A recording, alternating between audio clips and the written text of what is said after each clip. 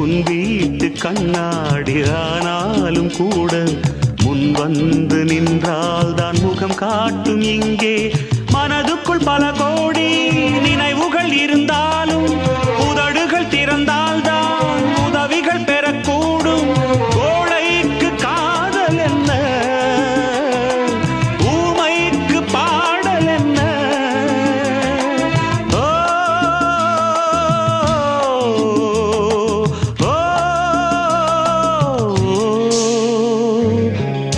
பூங்கொடிதான் பூத்ததம்மா, பொன் வண்டுதான் பார்த்ததம்மா. பாட்டெடுக்க தாமதிக்க வாடை காற்று பூ